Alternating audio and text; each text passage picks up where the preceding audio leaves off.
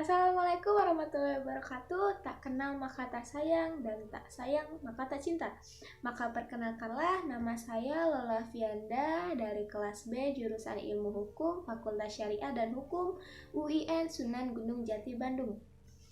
Di sini saya akan menjelaskan materi mengenai pengenalan hukum dagang untuk mata kuliah pengantar hukum Indonesia.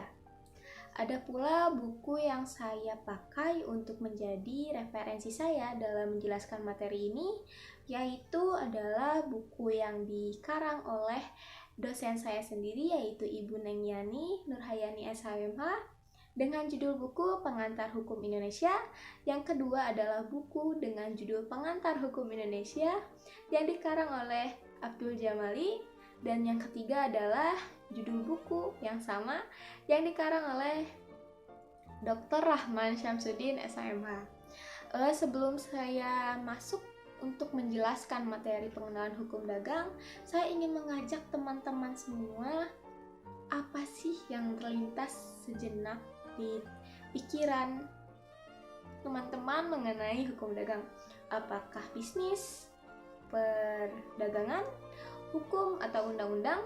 Nah, di sini saya akan menjelaskan materi tersebut, dan materi yang saya jelaskan itu mempunyai 6 submateri. Yang pertama adalah definisi dari hukum dagang, yang kedua adalah sejarah hukum dagang, yang ketiga adalah sistematika KUHD, yang keempat adalah hubungan antara hukum dagang dan hukum perdata, yang kelima adalah bagaimana hukum dagang terrealisasikan atau berlakunya hukum dagang, yang keenam adalah sumber-sumber hukum dagang. Baik, saya akan lanjut ke pengenalan materi dan penjelasan materi tersebut.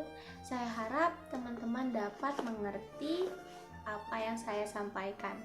Baik, sekarang saya akan menjelaskan submateri yang pertama, yaitu definisi hukum dagang.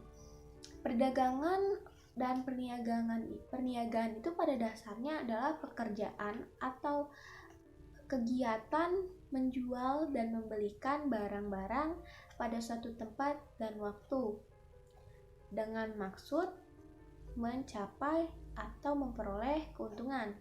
Dalam zaman modern ini, perdagangan adalah pemberian perantara kepada produsen ke konsumen untuk membelikan atau menjualkan barang-barang yang memudahkan untuk penjualan dan pembelian. Nah, pada pokoknya perdagangan ini mempunyai tugas. Tugas itu ada 3. Yang pertama adalah tugas untuk memindahkan barang-barang yang berkelebihan atau surplus dari suatu tempat ke tempat yang berkekurangan atau minus. Yang kedua adalah sebagai perantara memindahkan barang dari produsen ke konsumen. Yang ketiga adalah tugasnya adalah menimbun atau menyimpan barang-barang itu dalam waktu yang lama dan berlebihan sehingga dapat mengancam bahaya yang berkekurangan pada barang-barang tersebut. Menurut R. Sukardono mengemukakan bahwa hukum dagang itu adalah bagian dari hukum perdata pada umumnya. Nah, maksudnya adalah mengatur masalah perjanjian dan perikatan yang diatur dalam buku 3 BW atau Buckley Pet Book.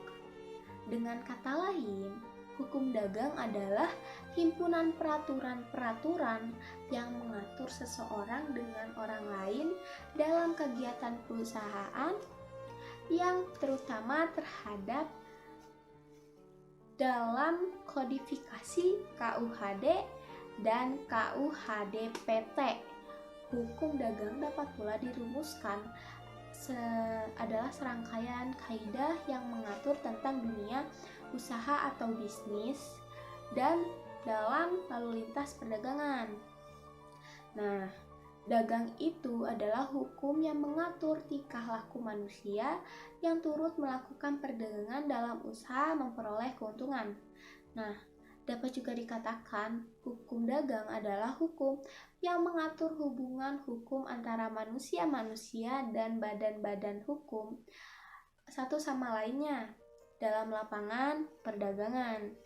Nah, jadi dapat disimpulkan, hukum dagang itu adalah hukum yang mengatur tingkah laku manusia yang turut melakukan perdagangan untuk memperoleh keuntungan, atau hukum yang mengatur hubungan hukum antara manusia dan badan-badan hukum satu sama lain dalam lapangan perdagangan. Nah, hukum dagang juga adalah aturan-aturan hukum yang mengatur hubungan orang yang satu dan lainnya dalam bidang perniagaan. Nah, hukum dagang ini setelah dilihat-lihat dari definisi tadi termasuk dalam hukum privat. Nah, hukum privat itu mencakup peraturan-peraturan hukum yang mengatur tentang hubungan antara individu-individu dan memenuhi kebutuhan hidupnya. Nah, hukum dagang itu termasuk hukum privat. Nah, hukum privat itu yang sudah saya sebutkan tadi, yaitu peraturan-peraturan hukum yang mengatur tentang hubungan antara individu-individu demi kebutuhan hidupnya. Setelah mengetahui submateri yang pertama mengenai definisi hukum dagang, selanjutnya saya akan menerangkan materi mengenai sejarah perkembangan dari hukum dagang. Nah, yang pertama itu, sejarah perkembangan hukum dagang sebenarnya telah terjadi pada pertengahan abad di Eropa, sekitar tahun 1000 sampai 1500, yang terjadi di negara-negara dan kota-kota Eropa pada zaman itu di Italia dan Prancis. Setelah lahir kota-kota sebagai pusat perdagangan, kota-kota tersebut diantara lain adalah Genoa, Florence, Venesia, Barcelona, dan negara-negara lainnya.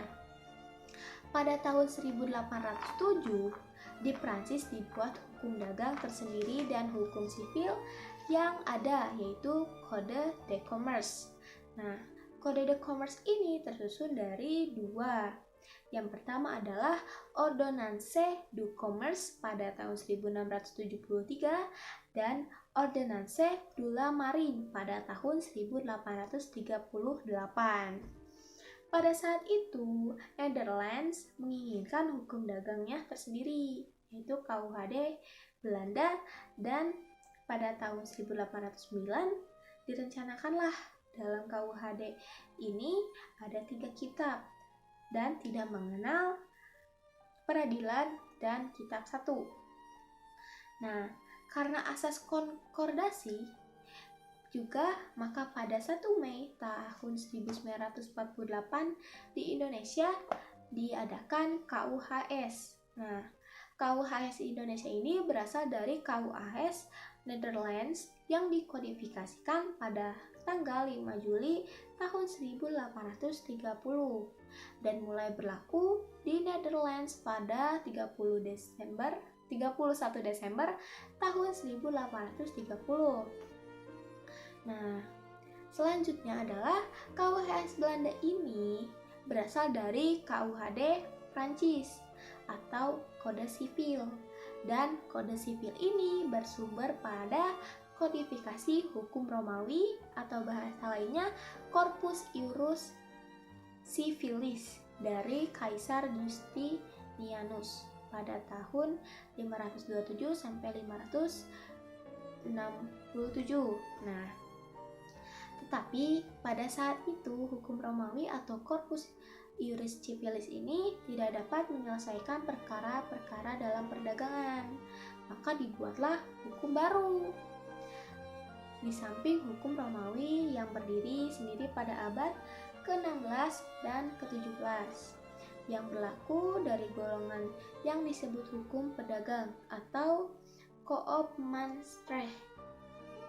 khususnya mengatur perkara di bidang perdagangan atau peradilan perdagangan.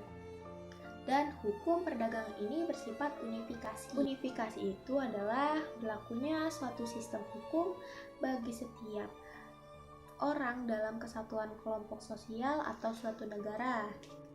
Nah, terus karena bertambahnya pesatnya hubungan dagang, maka pada abad ke-17 diadakan kodifikasi dalam hukum dagang oleh Menteri Keuangan oleh Raja Louis XIV pada tahun 1613 sampai 1715, yaitu Colbert dengan peraturan Ordonnance du Commerce pada tahun 1673. Selanjutnya, pada tahun 1681 disusunlah Ordonnance de la Marine yang mengatur tentang kedaulatan. Selanjutnya pada tahun 1807 di Prancis dibuat hukum dengan tersendiri dari hukum sipil yang ada. Nah, atau hukum sipil itu Code de Commerce yang tersusun dari Ordonnance du Commerce pada tahun 1673 dan Ordonnance de la Marine pada tahun 1838. Pada saat itu, Netherlands menginginkan adanya hukum dagang tersendiri, yaitu hukum dagang KUHD Belanda. Dan pada tahun 1819 direncanakanlah dalam KUHD ini ada 3 kitab dan tidak mengenal peradilan khusus. Lalu pada tahun 1838 akhirnya disahkanlah hukum dagang tersebut. Nah, KUHD Belanda ini berdasarkan asas konkordansi KUHD Belanda pada tahun 1838 dan menjadi contoh bagi pembuatan KUHD di Indonesia pada tahun 1838 dan pada akhir abad ke-19 Profesor Molengraaff ikut merancang UU atau Undang-Undang Kepailitan sebagai buku ketiga di KUHD. Nah, Netherlands menjadi undang-undang yang berdiri sendiri pada tahun 1893 dan berlaku pada 1996. Dan sampai sekarang KUHD di Indonesia itu memiliki 2 kitab. Yang pertama tentang dagang umumnya dan tentang hak-hak dan kewajiban yang tertib dari pelayaran. Nah, berdasarkan pasal 2 Aturan Peralihan Undang-Undang Dasar Republik Indonesia tahun 1945, maka KUHD masih berlaku di Indonesia. KUHD ini diumumkan dengan publikasi pada tanggal 30 April tahun 1847 yang berlaku pada tanggal 1 Mei 1848. KUHD ini hanya turunan belaka dari Wetboek van Koophandel. Wetboek van Koophandel ini berlaku mulai tanggal 1 Oktober 1838 dan 1 Januari 1842 di Limburg. Selanjutnya, Wetboek van Koophandel ini Belanda juga meneladankan dari Code de Commerce Prancis 1808. Tetapi anehnya tidak semua lembaga hukum yang diatur dalam Code de Commerce ini Prancis diambil alih oleh Wetboek van Koophandel Belanda. Materi yang ketiga itu adalah sistematika KUH dagang. Nah, KUHD di Indonesia itu telah kira-kira 1 abad dibawa oleh orang-orang Belanda ke tanah air. Nah, mula-mula hanya berlaku pada orang Eropa yang ada. Nah, ini itu berdasarkan asas konkordasi. Nah, selanjutnya dinyatakan juga untuk orang-orang timur asing. Nah, akan tetapi berlaku tidak seluruhnya untuk orang-orang Indonesia, hanya bagian-bagian tertentu saja. Nah, Pembagian ini berdasarkan pada pasal 163 IS. Itu sebenarnya untuk menentukan sistem-sistem hukum yang berlaku bagi masing-masing golongan. Nah, penentuan itu seperti yang dicantumkan pada pasal 131 IS sebagai politik hukumnya. Nah, KUHD yang berlaku di Indonesia ini berlaku pada 1 Mei 1848, terbagi menjadi 2 bab dan 23 bab. Bab pertama, kitab pertama itu terdiri dari 10 bab dan kitab kedua terdiri dari 13 bab. Nah, isi pokok dari KUHD di Indonesia itu pada kitab pertama berjudul tentang dagang pada umumnya. Nah, kalau kitab kedua itu berjudul tentang hak-hak dan kewajiban yang terbit dari pelayaran. Nah, itu tuh yang memuat hukum laut. Nah, pada kitab pertama itu kan terdiri dari 10 bab. Berarti sisanya pada kitab kedua, yaitu terdiri dari 13 bab. Nah, masing-masing kitab ini pada bab-babnya dibagi dalam bagian-bagian. Dan masing-masing bagian itu dibagi dalam bagian-bagian dan masing-masing bagian dibagi dalam pasal-pasal dan ayat-ayat. Bagian-bagian dalam KUHS yang mengatur tentang hukum dagang ialah sebagian besar dari kitab ketiga dan sebagian kecil dari kitab kedua. Kitab yang dimaksud antara kitab 2 dan 3 itu adalah buku kedua dan ketiga, di mana buku kedua tentang benda atau bahasa Belandanya itu van zaken, dan buku ketiganya itu tentang perikatan atau bahasa Belandanya van verbetenissen. Nah, hal-hal yang diatur dalam kitab 3 KUHS itu mengenai perikatan. Nah, perikatan itu dilahirkan dari persetujuan undang-undang. Nah, undang-undang itu seperti persetujuan jual beli atau contract of sale. Yang kedua adalah persetujuan sewa menyewa atau contract of hire. Yang ketiga adalah persetujuan pinjaman uang atau contract of loan.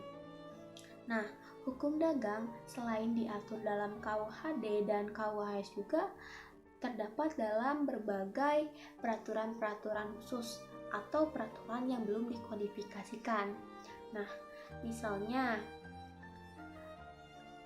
peraturan tentang koperasi, di mana A dengan Badan Hukum Eropa atau STB 1949/179 dan B dengan Badan Hukum Indonesia STB 1933/108.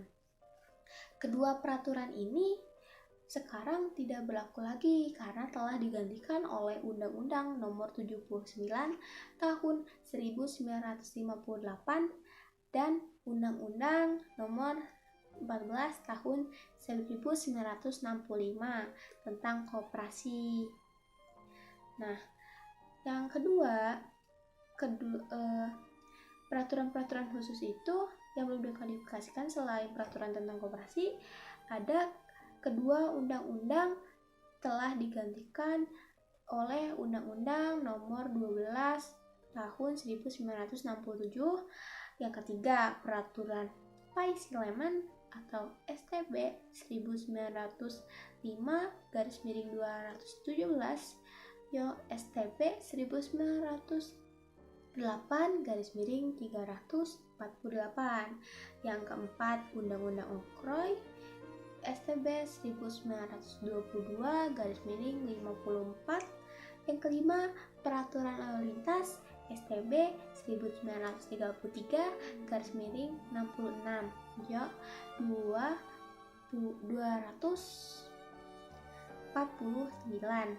Yang keenam, Peraturan Maskapai Adil Indonesia STB 1939 atau 589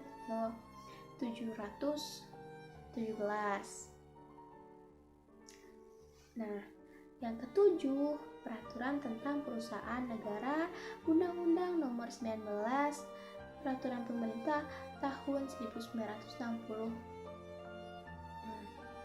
Undang-Undang Nomor 1 tahun 1961 dan Undang-Undang Nomor 9 1969 tentang bentuk-bentuk usaha negara seperti persero, perum, dan jai. Setelah mengetahui sistematika KUH dagang, selanjutnya kita masuk ke hubungan hukum dagang dengan hukum perdata. Nah, hukum dagang adalah hukum perikatan yang timbul khusus dari lapangan perdagangan. Nah, hukum perdata itu diatur dalam KUH Perdata dan hukum dagang diatur dalam Kitab Undang-Undang Hukum Dagang atau yang bisa disebut dengan KUHD.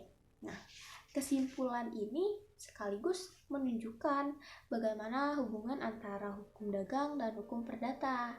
Hukum perdata merupakan hukum umum atau lex generalis dan hukum dagang merupakan hukum khusus atau lex specialis.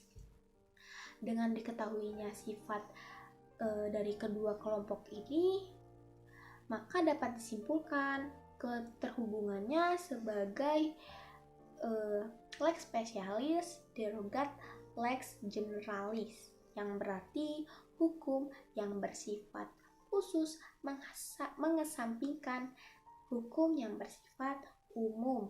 Adagium ini dapat disimpulkan dari pasal 1 Kitab Undang-Undang Hukum Dagang pada pokoknya yang menyatakan bahwa Kitab Undang-Undang Hukum Perdata seberapa jauh dalam Kitab Undang-Undang Hukum Dagang tidak khusus diadakan penyimpangan-penyimpangan.